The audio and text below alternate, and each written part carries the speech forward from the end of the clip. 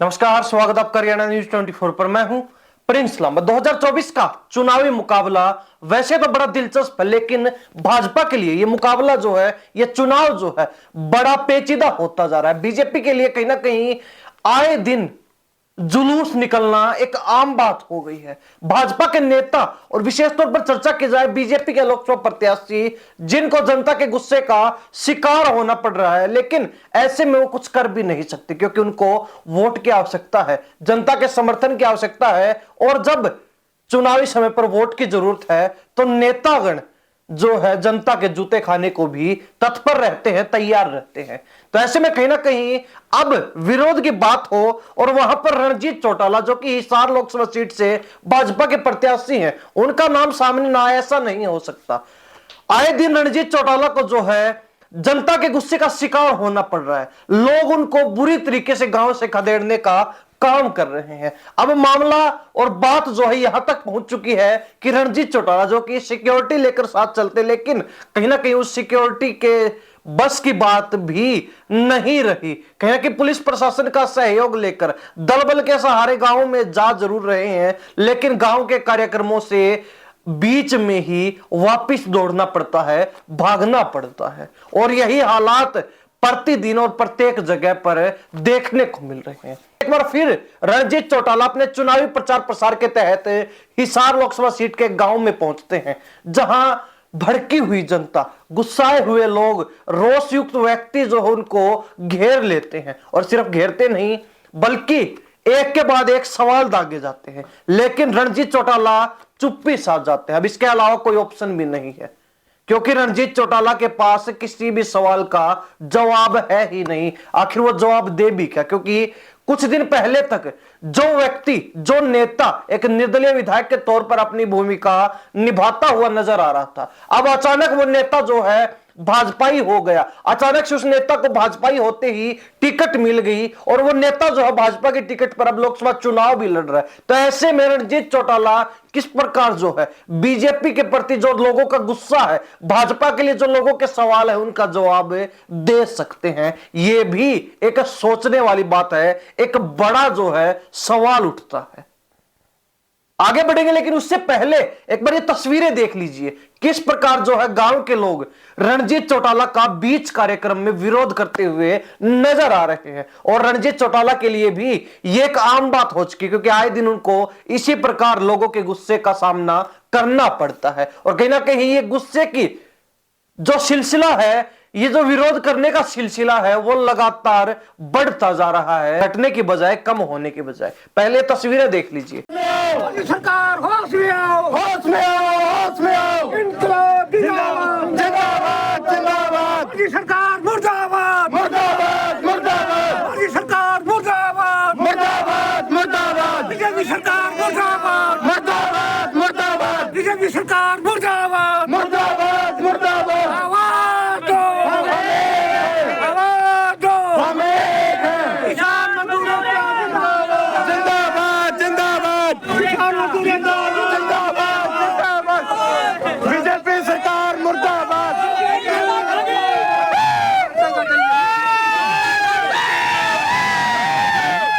पहले वो बोलन खातर कहा हाँ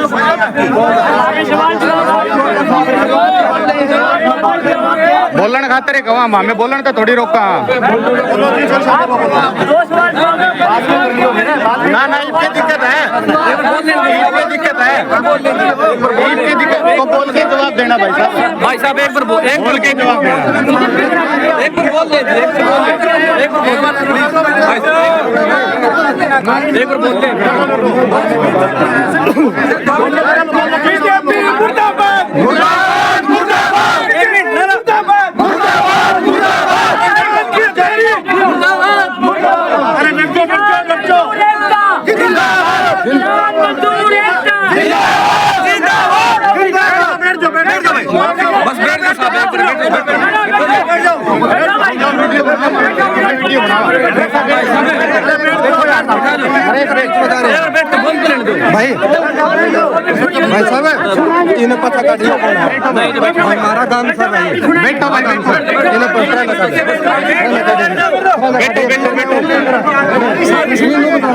3,000 रुपये मतलब वो जमींदार का वो दे दिया एस्टिमेट बना के 3,000 रुपये लगने केबल कनेक्शन के जो 27,000 रुपये बच गए डिपार्टमेंट के पास चले गए। अभी हमारे 27,000 रुपये पेंडिंग बच गए तो डिपार्टमेंट ने सर वो 27,000 रुपये वापस नहीं करें। पिछला बिल का सरचार्ज सब सारा कि मैं जी पहला सरचार्ज के बाद सारा माफ करके पिछला बिल बताया नहीं सलाह जो मेकर था सारा काम कर रखा है जी। अरे मैं पार्लियामेंट में जाऊंगा सारी बात है किसान 30,000 रुपये जमा करवा लीजिए सिक्योरिटी के पेंडिंग बच गया हमें छोड़ दिए जमींदार धक्के खानदान किसी को पहले वो तो गए आपके पार्लियामेंट जाके न्योड़ी में कोई आवा नहीं गेटी मोच रखिया गलत है सीधी हमने काम में हमारी गली में आज भी नहीं सरपंच को सरपंच के ऊपर लाठीचार्ज होया, आशा वर्कर के ऊपर लाठीचार्ज होया, आंगनवाड़ी के ऊपर लाठीचार्ज होया जी, किसानों के ऊपर लाठीचार्ज होया। रामवीर जी हम ही तो पैर पकड़े हैं जी। रामवीर जी आप अपनी बात रख लीजिए। आदमी यहाँ गरीब आदमी हैं। हमारी बात रख लेने दो रामवीर बात तो रखो। हम भी बात करा जी हम भी हमारे मुद्दे रख चौधरी साहब वोट देगा हम गंगवा साहब को 2 वर्ग 15 दिन धरना दिया कोई सुनाई नहीं दिया कोई सुनाई नहीं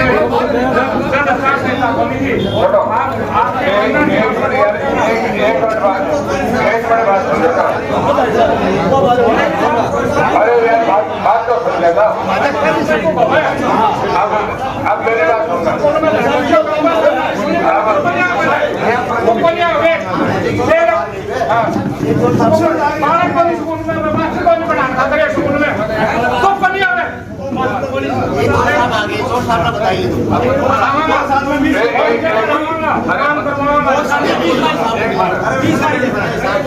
सारों गाँव में एक तरफ के लोग सब करना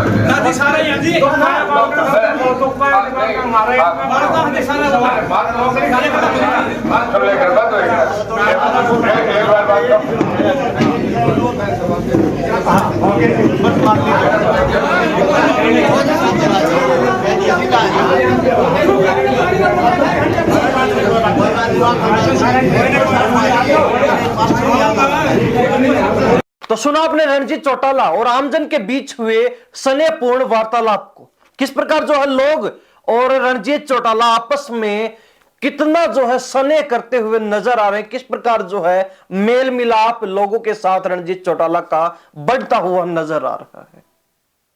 ये तस्वीरें अपने आप में बहुत कुछ बयां करती हैं, लेकिन अब सियासी मायनों पर नजर डाली जाए तो रणजीत चौटाला का धैर्य भी जवाब देने लगा है। कहीं ना कहीं रणजीत चौटाला जो अपने आप को शांत रखने का काम कर रहे हैं, क्योंकि उनको पता है अगर इस चुनावी समय पर इस मौके की घड़ी में अगर कुछ भी गलती हुई तो उसका सीधा खामियाजा बीजेपी की बजाय रणजीत चौटाला को उठाना पड़ेगा। रणजीत चौटाला के चुनाव पर उस गलती का सीधा असर और प्रभाव पड़ने वाला है। तो ऐसे में रणजीत चौटाला अपने आप को संभाले हुए लेकिन बीच बीच में अपना आपा भी खो बैठते हैं। जिस प्रकार लगातार और आए दिन विरोध का सामना करना पड़ रहा है, इसी बीच 1-2 रोज पहले भी एक वीडियो जो बड़ा वायरल हुआ रणजीत चौटाला का, जिसमें वो एक युवक को कार्यक्रम के बीच धमकाते हुए नजर आ रहे थे। उन्होंने कहा कि क्यों बकवास कर रहा है, कार्यक्रम से निकल जा, भाग जा। इस तरीके की जो बातचीत देखी आपने और एक बार फिर देख लीजिए किस प्रकार जो रणजीत चौटाला उस कार्यक्रम में युवक पर दोष जमाते हुए नजर आ रहे थे, युवक को कार्यक्रम से भागने के लिए, कार्यक्रम छोड़कर जाने के लिए बोलते हुए कहते हुए नजर आ रहे थे। गाँव में बने अरे यार तो रहने दो, तेरा एक आदमी है हरियाणा। अरे बात सुन, देखिए ऐसे बदतमीजी नहीं, आगने बड़े जल से है चल बार एक आदमी बकवास करे जा रहा, क्या मतलब है तेरा? हम बेवकूफ जो आ रहे सारे हरियाणा की लिस्ट निकाल के तो कल आ जाए था।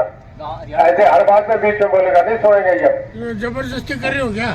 है जबरदस्ती कर रहे मैं मेरी बात कहने आया हूँ, आप तो छोड़ो, जिसको वोट पसंद हो डाले, हो? आप तो दबा रहे नहीं जिसको वोट हो, आप तो दबा रहे हो।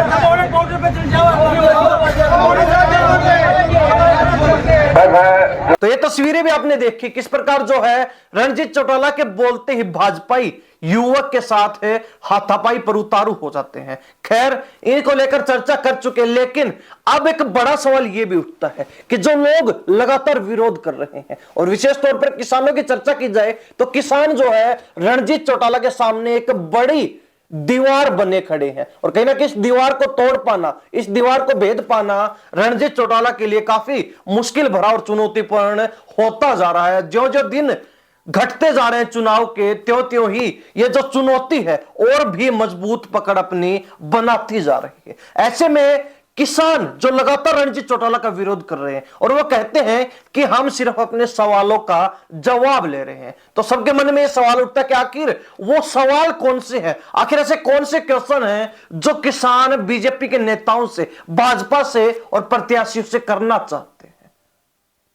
अब कुछ किसानों के सवाल भी आपको बताते हैं कि आखिर कौन से किसान जो है सवाल करते हुए नजर आ रहे हैं। क्या कुछ जो किसानों के सवाल है। सबसे पहला सवाल है जो किसान लगातार बीजेपी के नेताओं से करते हुए नजर आ रहे हैं कि किसानों को दिल्ली क्यों नहीं जाने दिया गया, उनको रोकने के लिए रास्ते में कीलें क्यों लगाई गई, जबकि दिल्ली हमारी राजधानी है और वहां जाने का अधिकार सबको है। यह पहला सवाल किसानों का। इससे आगे अगर बात की जाए, बीजेपी सरकार ने 10 साल पहले अपने घोषणा पत्र में एमएसपी पर खरीद गारंटी कानून लागू करने की बात कही थी, लेकिन 10 वर्ष बीतने को है। केंद्र में बीजेपी अपने 2 कार्यकाल पूरे कर चुकी है, लेकिन आज तक जो है खरीद गारंटी कानून लागू क्यों नहीं किया गया। प्रधानमंत्री मोदी ने स्वामीनाथन रिपोर्ट को लागू करने का वादा किया था और उसे पूरा क्यों नहीं किया गया। आज तक जो है स्वामीनाथन रिपोर्ट क्यों लागू नहीं की गई। इसके बाद बात की जाए, बड़े बड़े पूंजीपतियों के 19 लाख करोड़ माफ कर दिए गए, परंतु किसान मजदूर का एक भी पैसा क्यों माफ नहीं किया जाता और कहीं ना कहीं कर्ज के तले दबकर ही आए दिन किसान आत्महत्या कर रहे हैं। ये बड़े अहम सवाल जो लगातार किसान भाजपा के सामने और भाजपा नेताओं के सामने उठाने का काम कर रहे हैं, इन सवालों का जवाब लेना चाहते हैं। किसानों ने साफ कर दिया और शुरुआत में एक चुनौती दे दी थी कि जो भी बीजेपी के नेता गांव में आएंगे, गांव में घुसने का प्रयास करेंगे, कार्यक्रम करना चाहेंगे, तो पहले उनको किसानों के सवालों का जवाब देना होगा और अगर वो जवाब दे पाए तो ही वो कार्यक्रम कर पाएंगे, अन्यथा उनको गांव से बैरंग ही लौटना पड़ेगा। और ऐसा ही कुछ अब हालात जो बने हुए हैं उनसे साफ प्रतीत हो भी रहा है। इससे आगे अगर 5वें सवाल की बात की जाए, किसान मजदूर जब बाढ़ में मर रहा था तब आप कहां थे और आपकी उस समय क्या भूमिका थी? क्या सभी बाढ़ पीड़ितों को आज तक कोई मुआवजा दिया गया और नहीं दिया गया तो क्यों नहीं दिया गया है? मनरेगा में पिछले 10 सालों में एक बार भी पूरा 100 दिन काम क्यों नहीं किया गया? आखिर किस प्रकार जो है अब मजदूर वर्ग अपना घर चला पा रहा है? क्या कभी सरकार ने सूद लेने का प्रयास किया है? किसान आंदोलन बीजेपी के नेताओं की, बीजेपी की नजर में सही था या फिर गलत? और अगर किसान आंदोलन सही था तो बीजेपी के नेताओं ने उसे सपोर्ट क्यों नहीं किया? जो भी प्रत्याशी अपने अपने हलकों में, अपने अपने लोकसभा निर्वाचन क्षेत्रों के गांव में जा रहे हैं, उनसे सवाल किया जा रहा है कि आपने किसान आंदोलन को सपोर्ट क्यों नहीं किया? किसान आंदोलन सही था या फिर गलत था? आगे एक और बड़ा जो अहम सवाल किसानों की तरफ से कि हर बार किसान को प्रधानमंत्री फसल बीमा योजना का पैसा लेने के लिए धरने क्यों लगाने पड़ते हैं? बीमा योजना का पैसा समय पर भुगतान क्यों नहीं किया जाता? और साथ ही उन्होंने एक बीमा कंपनी के लेकर भी आरोप लगाए हैं कि उस कंपनी के काफी लंबे समय से जो है क्लेम पेंडिंग पड़े हैं। वो कंपनी जो किसानों को क्लेम नहीं दे रहे, ऐसे में सरकार बार बार उसी कंपनी को ठेका देकर क्यों जो है किसानों को मारने का, किसानों को लूटने का काम कर रही है? कृषि पर टोटल बजट कितना खर्च होता है?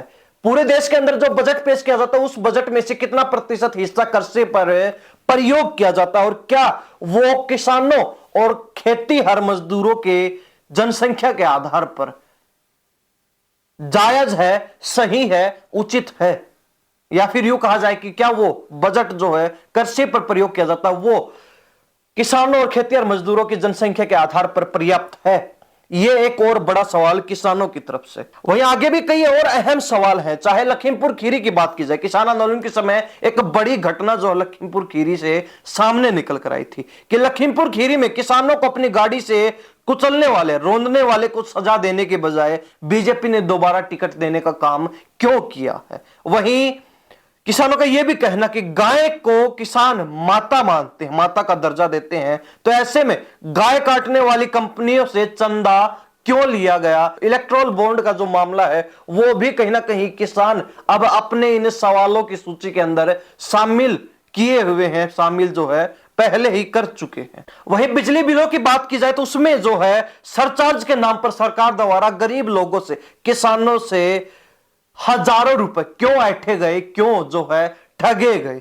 वहीं आगे बात की जाए हरियाणा में स्मैक, चिट्टा आदि का नशा बढ़ता जा रहा है। और बात की जाए जो बेल्ट पंजाब से लगती हुई है, जो बेल्ट हरियाणा की बॉर्डरों से लगती हुई है, वहां पर जो है नशे का कारोबार अच्छे तरीके से फल फूल रहा है, तेजी के साथ जो है बढ़ता जा रहा है। ऐसे में इनकी अवैध बिक्री और सप्लाई पर रोक लगाने के लिए सरकार आज तक क्या कदम उठा पाई है और कहीं ना कहीं इसको रोकने में सरकार आज तक नाकाम क्यों रही है। एक और अहम सवाल है जो युवाओं से और रोजगार से जुड़ा हुआ किसान उठा रहे हैं कि अग्निवीर को 22 साल की उम्र में रिटायर किया जा रहा है, जबकि देश का प्रधानमंत्री नरेंद्र मोदी 74 साल की उम्र में भी अगले 5 साल क्यों मांग रहा है। इसी प्रकार के तमाम जो है अहम सवाल, 20 से 25 सवाल किसान जो है लगातार भाजपा के नेताओं को घेर कर पूछ रहे हैं और कहीं ना कहीं नेता अगर जवाब देते हैं तो वो कार्यक्रम कर सकते हैं, ये बात किसानों ने कह भी रखी है। लेकिन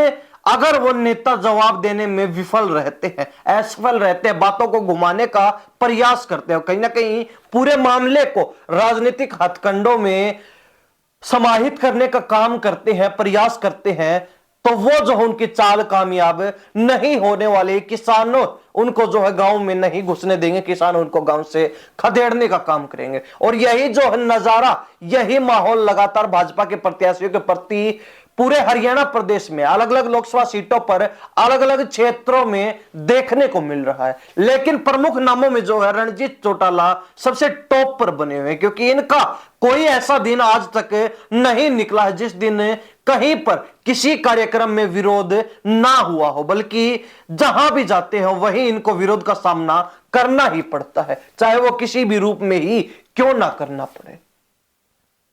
जिसे साफ अंदाजा लगाया जा सकता है कि रणजीत चौटाला जो कुछ समय पहले बीजेपी में आए और कुछ समय पहले ही बीजेपी में शामिल होने के बाद उनको तुरंत प्रभाव से टिकट दे दी गई, चुनाव लड़वाया जा रहा लोकसभा का, और कहीं ना कहीं अपनी जीत को लेकर, क्योंकि भाजपा लगातार दावा कर रही है, दम भर रही है कि हरियाणा प्रदेश में 2019 की तरह 10 की 10 लोकसभा सीटों पर जीत का परचम लहराएंगे। लेकिन अब उस जो है दावे के ऊपर शक बन रहा है, शक जो है पनप रहा है, सवाल खड़े हो रहे हैं कि आखिर बीजेपी किस जो है माहौल को देखते हुए ये सब दावे कर रही है।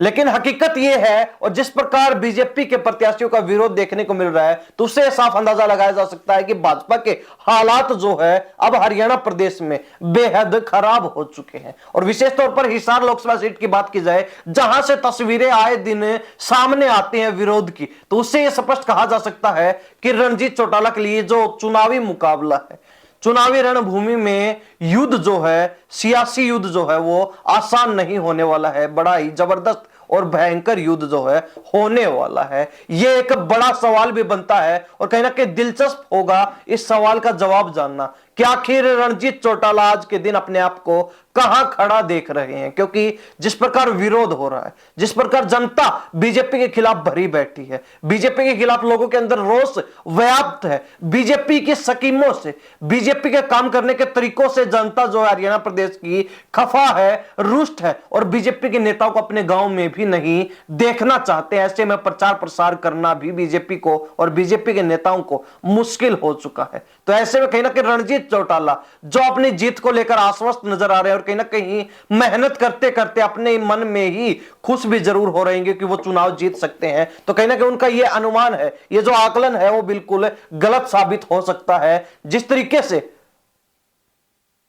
विरोध की तस्वीरें जो है पूरा माहौल पलट रही हैं, पूरे जो सियासी समीकरणों को भंग करने का, खत्म करने का काम कर रही। तो ऐसे में कहीं ना कहीं रणजीत चौटाला का चुनाव जीत पाना कितना मुश्किल होगा, इस बात का अंदाजा इन तस्वीरों के माध्यम से लगाया जा सकता है। हालांकि हिसार लोकसभा सीट की बात की जाए, फिर हरियाणा प्रदेश के लोग इस बारे में क्या सोचते हैं, जिस तरीके से भाजपा का लगातार विरोध हो रहा है, लोगों के अंदर बीजेपी के प्रति जो गुस्सा भरा हुआ है, उसका फायदा क्या विपक्षी दलों को होगा या फिर बीजेपी जो है इन सब मुश्किलों को हैंडल कर सकती है, इन सब मुश्किलों से निपट सकती है? क्या सोचते हैं? कमेंट में अपनी राय जरूर दीजिए। इन सब बातों के साथ मैं प्रिंस लांबा, हरियाणा न्यूज़ 24। नमस्कार, जय हिंद।